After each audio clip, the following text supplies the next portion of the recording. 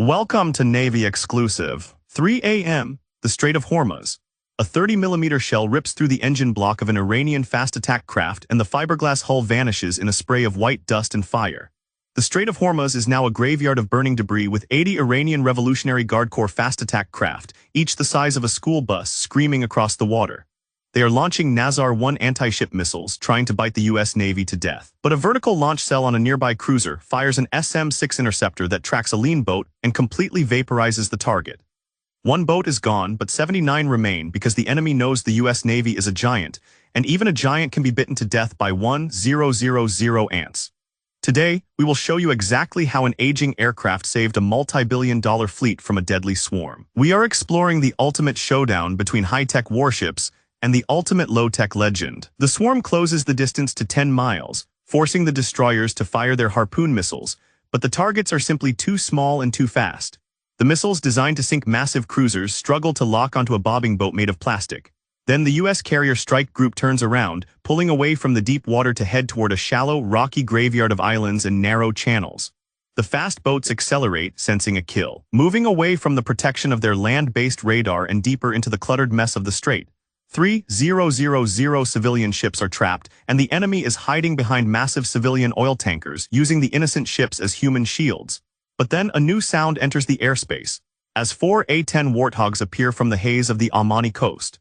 The first Warthog banks, and the pilot sees the military green paint of an URG boat hiding 10 yards from the hull of a Japanese supertanker. The pilot squeezes the trigger of the GAU-8 Avenger cannon, and the sound is like the earth tearing in half. For 2 seconds, the aircraft spits out 130 rounds of depleted uranium, creating an energy that doesn't just hit the boat, it deletes it.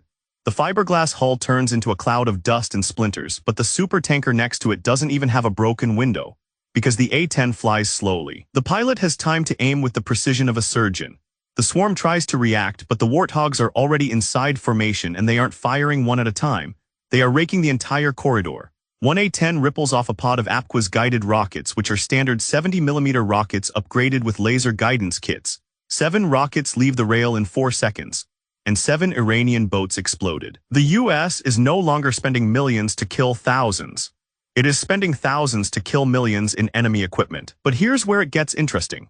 The enemy realizes the trap and tries to fire back with 14 5mm heavy machine guns.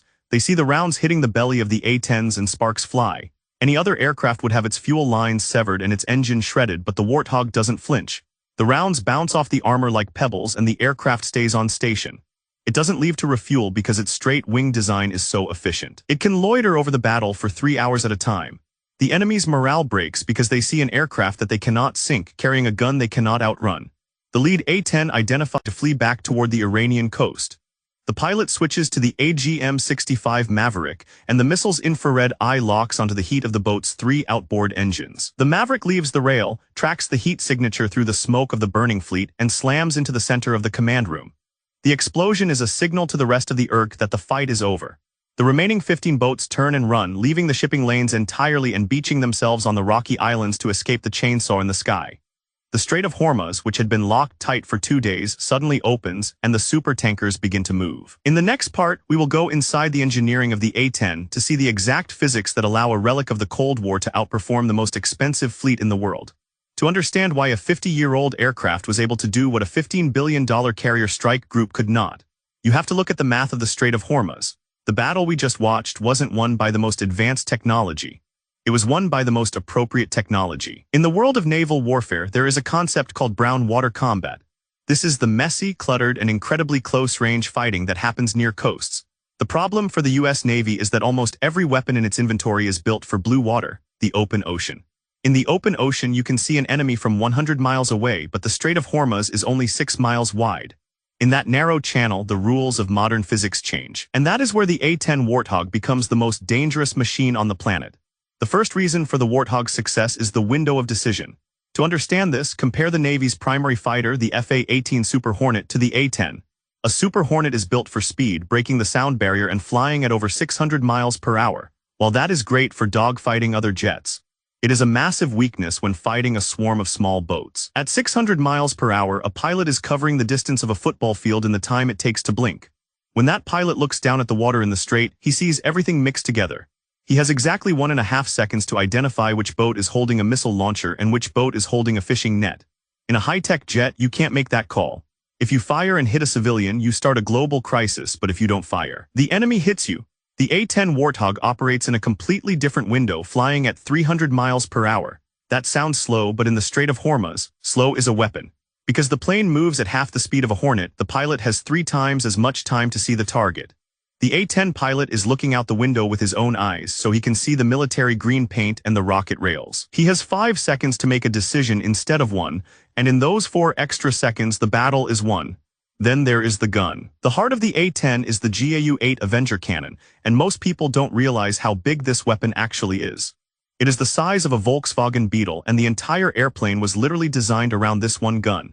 The GAU-8 fires shells that are the size of a beer bottle, 30mm rounds made of depleted uranium. When the pilot squeezes the trigger, the energy is staggering, firing 65 rounds every single second. But the real secret for the fight against the Iranian swarm is the physics of deceleration. Each shell leaving the barrel creates a massive backward kick, and this recoil force is about 10,000 engines. When the A-10 fires its cannon, the plane actually slows down in midair, acting like a physical brake, giving the pilot even more time to keep his aim perfectly centered on a tiny, bouncing speedboat. This is why the A-10 didn't scratch the civilian tankers. The gun is so stable and the plane moves so deliberately that it becomes a flying sniper rifle. A fiberglass hull has 0 armor, so when a 30mm depleted uranium round hits it, the boat turns into a cloud of splinters. One 2-second burst can destroy 3 boats at once, making the munitions themselves a masterpiece of brutal logic. The depleted uranium rounds have a self-sharpening effect. When a normal lead bullet hits something hard, it flattens out like a mushroom, which makes it lose its power to penetrate. But when a GAU-8 round hits the engine block of a fast boat, the metal peels away in a way that makes the tip of the bullet even sharper. It digs deeper as it goes, becoming a bullet that gets more lethal the harder the target tries to be. Now, consider the titanium bathtub. In the 48-hour battle for Hormuz, the enemy was firing back with 14 5mm heavy machine guns and shoulder-fired missiles. In any other U.S. aircraft, a single lucky hit to the cockpit or the fuel line would end the mission. Modern jets are built for stealth and speed, not for taking hits, but the A-10 was built for a different war. The pilot sits inside a 200-pound cradle of titanium armor, a bathtub designed to stop 23mm armor-piercing shells, which are rounds much larger than anything the Iranian speedboats carry.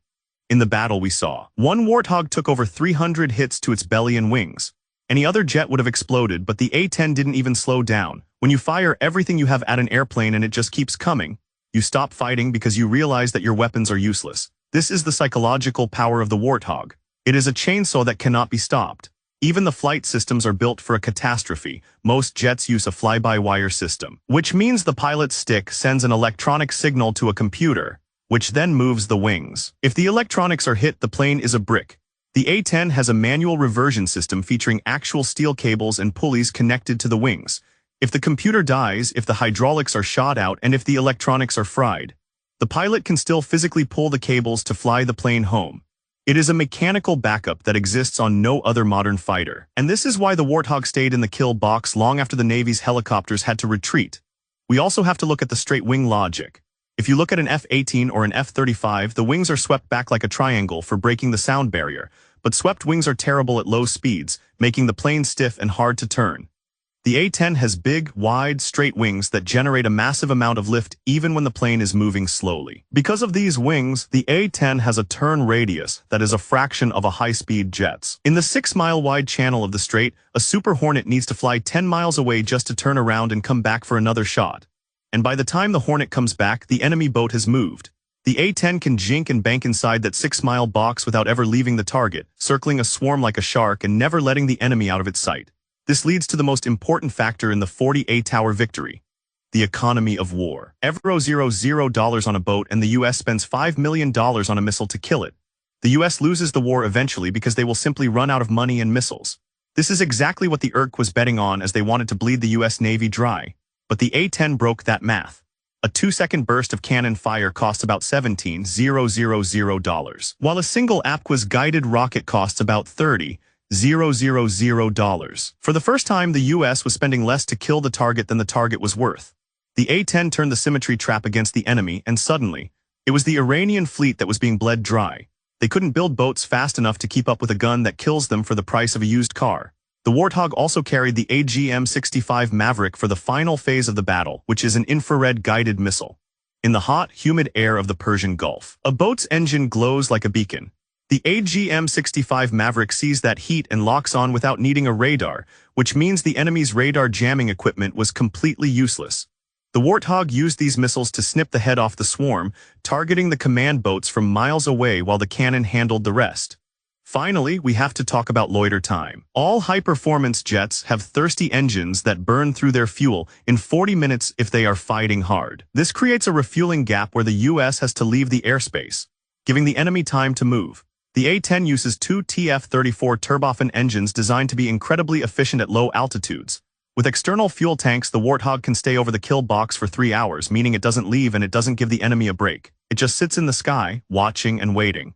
In the battle for Hormuz, this persistence was the final straw. The enemy fleet realized there was no gap coming and no moment of safety. The US Navy provided the shield with their destroyers, but the A-10 was the sword. It was the only platform that could identify the enemy in a crowd, survive the return fire, and kill the targets for price that made sense. The Strait of Hormuz was unlocked in 48 hours because the US stopped trying to use a surgical laser to fight a street fight. They brought a chainsaw. And the chainsaw won. Before you go, there is one thing about the A-10's engines that almost nobody talks about. You'll notice they aren't tucked inside the fuselage like a normal jet. They are mounted high, way back on the tail, and they are angled slightly upward. Most people think this is just for easy maintenance in the field, but there is a much more brilliant tactical reason. By putting the engines up and back, the tail of the airplane actually hides the heat signature of the exhaust from the ground. If an enemy on a speedboat fires a heat-seeking missile at a Warthog, the missile can't see the engines because the tail is in the way. The plane was literally designed to be invisible to the very missiles the enemy uses most. It is a low-tech solution to a high-tech threat, and it is one of the reasons these planes keep coming home with holes in them. Think about that the next time someone says the Warthog is obsolete, and remember that its tail is its best shield. If you got value from this video, smash that like button, it really helps the channel. And subscribe to Navy Exclusive for more deep dives like this. Hit the bell so you never miss an analysis when it drops. Thanks for watching. If you found this video valuable, please like and subscribe.